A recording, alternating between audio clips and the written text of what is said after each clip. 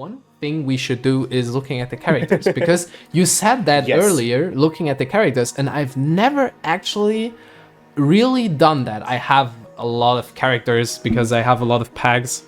My whole money is going into this game. No, actually not, but looking at the characters is actually very interesting. So this is the Axiom Crisis, so the Axiom one. And what I found very interesting, these things here, I think they are flowers, but they look like gems. Like this one looks like a gemstone, you know what I mean? But I think they should they represent flowers. That's what I think. They represent flowers. And you're 100% correct. This is taken right off of the story. You can what chapter it was, when she discovers the memories of light, and when she's about to go into the labyrinth, when she's about to step, and then the dialogue says that some of the memories of light, the memories of a flowery garden, they come and join her. Yes. And I think that's the image that shows that those are the memories. I think this is the old art, so the first Tairitsu art where she looks very very, very old, and this is, and she in here she looks, this is the one of Eternal Core, so this is the representing before Wishes Labyrinth, and she looks like very motivated, in my opinion. So she looks like she was motivated at that time. And if you look at other covers where she is on, this is the Grievous lady one. So with Pengu, here is the normal. This is the normal one where we can actually see the crows. And the expressions are not there anymore. And total story progression. Progression. And also a thing, there are flowers here, which I cannot really. I think they're just there for look. But I'd also think so. But also the colors of the flowers. Yeah, they are blue, and blue represent blue and black, and they go into the direction of Tairitsu blue and black. I don't think the flowers have a meaning in the sense of you can connect them with Hikari to light memories, so to beautiful memories. And what I think is what this should present is that there is a bit of light in her left, but just a bit. Also, this is interesting. So the blue flowers symbolize, or they can represent a quest for impossible, or the pursuit of dreams and aspiration. But I think you could you could put that on Arcaea. You can put a blue flower on Arcaea and say, this is impossible. Yes. But I think it fits. It fits very well. Yes, it fits really well. She was on the quest for the impossible. She wanted to destroy all the memories that were bad, and it was full of aspirations, but it all got taken away. Could this also translate to the real world of saying you cannot ever destroy negative? There will there will be negative, and it's an impossible side. As long as light exists, the shadows will also exist from them. Yes. I think. And let's look if we find some swords in here, because this is the point where the conflict between the two really begins. Yes. I think this is the favorite part of the story for me. Yeah, I can totally get that. It's a build-up. From music or charts, this pack is... You could take it on It's very cinematic as well. It's very cinematic, yes. And there it is, Heaven's Door. You might want to go full screen for this. Yeah, this is actually true. We might want to go full screen. And also an interesting thing, one thing they said in the story, I remember it, was something like, heaven is a kind of hell. And you could apply that to... In Luminous Sky. In Luminous Sky, they say that, right? And you can apply that to whole Arcaea. I think one line, heaven is a kind of hell. It is so bright and beautiful that it seems like heaven, but it actually is a hell that drives everyone that goes in there crazy because they are alone. They just see weird stuff in shards. It is very horror. And also the glass sound is in the game. So this, I think there is a glass sound here. This. Yes. It is in game. It is in the song. And the door opens. And here we go inside of the hell. And also here is heaven written in the screens. And it looks like an analog horror stuff. Yes. And there. Yes, there they Yes. are again, the swords. And they are again 7? Or no, wait, can I count? 1, 2, 3, 4, 1, 2, 5, 3, 6, 4, 7, 5. No, 8. 8. no. I think that the increase in the number of swords represent the increase in the number of conflict on the memories of conflict, and Yes. also how much darkness is around Tairitsu right now. Yes. Like it has increased dramatically. Like in also- Axiom Crisis, you can see only 1, but in here you can see 8. It has increased a lot. And also, some of them look like they have blood on them. I don't know that. I don't think that they represent blood because we do not see blood in Arcaea, or I think at least there is no blood. Oh, I mean, No, there I is think blood. in Moving on with the story. Yeah, But yeah, I some do pictures get what there you're is saying. blood. I think just the colors getting distorted, and I think it's just the colors getting distorted. Yeah, I don't think it's blood either. But it could be. It could be. There's both sides. So conflict is going on. So that's what I would interpret out of this. The conflict, the darkness has increased. The chaos has increased. Whoops. And I also think what I just seen is this thing. Wait, this here represents this door again. The narrow hallway. Then the narrow hallway into blackness. Like again, heaven does not exist and it distorts into nothing.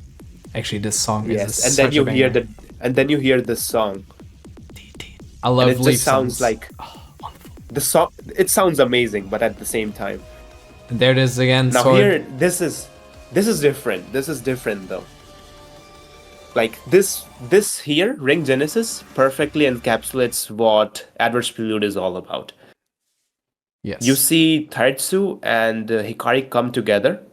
They join forces for a bit. Like for some time, they start to talk and they exchange their views and on the topics and everything. But then they sort of come together at the end. But right at the end, it is all taken away. And yes, it's like that. Them joining forces. This is that song. This song represents that. Definitely. And I would also say. what is very interesting is it's the only song in the preview that has a white background. And I think what this should represent is Hikari herself, because the sword in here represents the Tairitsu side and the light is Hikari. So the story seems like it goes to a good end. Oh my god, you just said it goes no. You just something really amazing. What did you just say? You said that it's Hikari's light and the sword is her. So like the line you said just goes so well with the story. The Tairitsu's conflict finds Hikari's light. Yes. Yes. That's so good. I could not have said it better, actually. Yes, you could not have said it better. And also you said it so nonchalantly as well. Yes.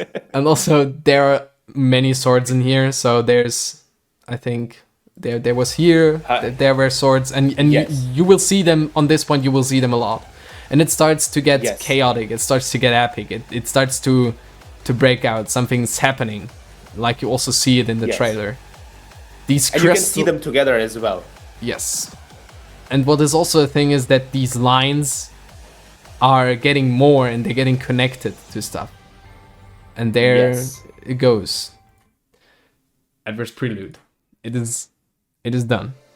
And I think this trailer is actually the first one I ever watched because I wanted to know what songs are in Adverse Prelude, because I think you cannot hear the Ring Genesis song, and I wanted to know what the final song is. And so this is the first trailer I ever watched, and I don't know. Oh, you cannot?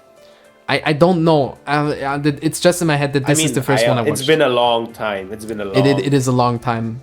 2 years have passed since that I started this, and that is also the first part of the story where I was like, oh, something very, very interesting is happening, and they are both coming together. And I ask a question in my mind that I think is a very good one, and you could answer that in many, many ways. And I think that is also the end to this, to the part of Wishes Labyrinth and Tairitsu. Was this, all of this that we just now recapped, was this coincidence or was this intentional?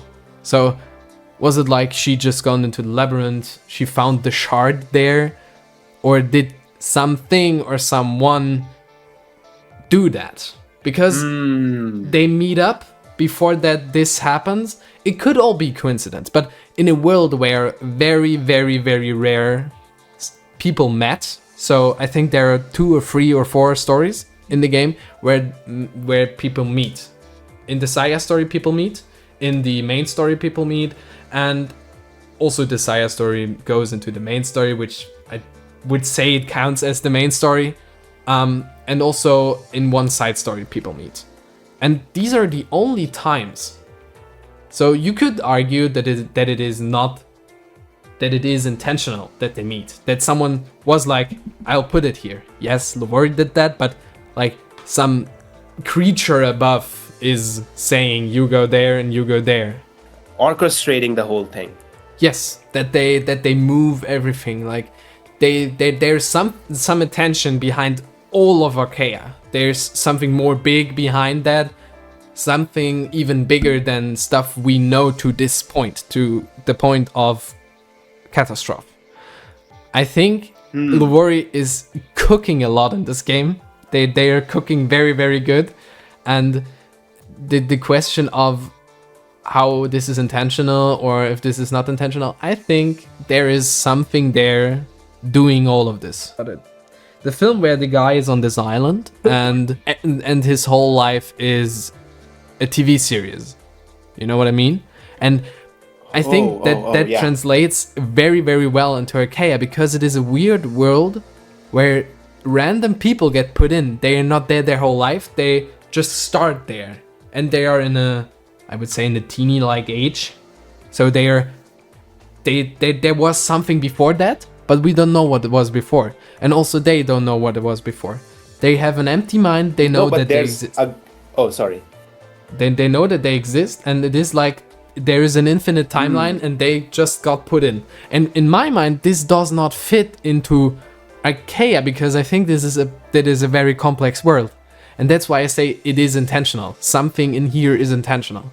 It is like someone made that up. Someone puts these people in there with an intention, and for him some unexpected things happen. Like these 2 people meet, and they, instead of clashing each other, they want to become friends. And it was never supposed to happen. I feel like they were not supposed to meet. And I think they were supposed to meet. It happened something different. I think they were supposed to meet, but the outcome wanted the person or the thing that made that up. They wanted a different outcome, and that's why they put the shard in there that translates into Black Fate. You know what I mean? That moment where Tairitsu just completely goes into a different personality before Black Fate. And that's the thing that I think is very interesting. She sees the shard, and yes, and I think that part also, like, I also thought does it happen coincidentally? I mean, in story it says that her words awaken and trigger the anomalous shard, but I also feel like, just when they were starting to bond over, I don't think it can be a coincidence. I think something was supposed to happen there. I think they were supposed to fight, and they were not fighting. So they made them both fight again. They, in this context, I don't know who they are, but they could be someone who made them fight. I don't know. Yes. Yes, that is a theory I do have in mind. And I think we should keep that question in mind. Is this world intentional, or is it a coincidence? How does this world... So like the big questions. What is Arcaea? Yes. How does it work? And why is it there? These are the big 3 questions that we can not yet answer. And I think we will never be able to answer them, because it is the whole thing of the story is to keep these questions alive. But I wanted to ask something. Like, I haven't focused that much on the Act 2 catastrophe yet. Yes. Because for me to focus on that, I need to get this out of the way first. And the other stories as well. That's why I say that we keep these questions in mind, because there are, also in the main story, there are a lot of things that we can that we can put into these places. And Catastrophe is Yes. just another part where we find some pieces that we can put together. And I think you can put the main story 1 and Catastrophe apart from each other. And I understand that. Yes. Yes, but then again, like, some purpose was given for the world, like how it was made. Definitely. In Silent Answer, there is some context given. Yes, there is a There lot is of some stuff talk- in that. We also have Yeah. like a line now, because we did not really much talk about Black Fate and Final Verdict in the first session. Yes. Yeah, that is also very interesting. For Tairitsu there is a lot, but for Hikari there is less stuff. In my No, mind. there is more. There is more, but it does not stick because I think Hikari has a lot going on as well. She has a lot of emotional stuff going on as well, but you don't really see that a lot because like once you start to imagine and once you start to picture Tairitsu suffering, her own mindset, and it feels like a lot. It feels very exhausting, and I think that's the point of it, because what makes you exhausted? If you have been through something long periods, you really feel exhausted. And Yes. once you read and understand Tairitsu's point of view, you really do feel. I think I did feel like, why does this not end? Like, when will this end? And when I compared this to Hikari's story, I think I also realized that Hikari does not have that much going on for her except some that's few what I said. moments. Yeah. I think till this point in the story, both of the characters have a lot of character development, but Tairitsu's development is clearly more done than Hikari, because Hikari was starting out as, oh, hee hee haha, I'm so happy, yay. And I also And think then that she learns. that comes from that, because she was living like a dream, and that's what I think we will see in the Yes. that's what we saw in the trailers. She was living a dream, and that's if you're happy and if you have a dream, time goes more quick and stuff goes more quick away from Yes. you. And that's also the thing that I Yes. noticed after Edward's Prelude.